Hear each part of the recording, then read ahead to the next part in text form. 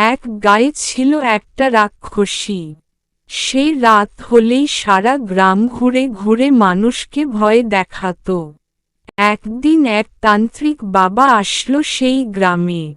গ্রামের সবাই সেই তান্ত্রিক বাবার কাছে সবকিছু খুলে বলল। প্রান্তিক বাবা বিষয়টি বুঝতে পারল।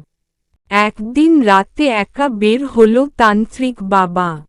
আর সেই সময় সে রাক্ষসী চলে আসলো তান্ত্রিক বাবার সামনে। রাক্ষসী তান্ত্রিক বাবাকে দেখে গ্রামের সাধারণ মানুষ মনে করে তাকে ভয় দেখাতে গেল।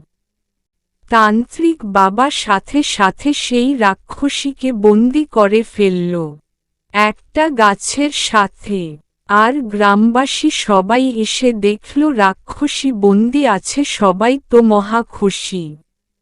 প্রিয় বন্ধুরা, এই ধরনের ভিডিও আরও পেতে চ্যানেলটি সাবস্ক্রাইব এবং লাইক ফলো দিয়ে সাথে থাকুন।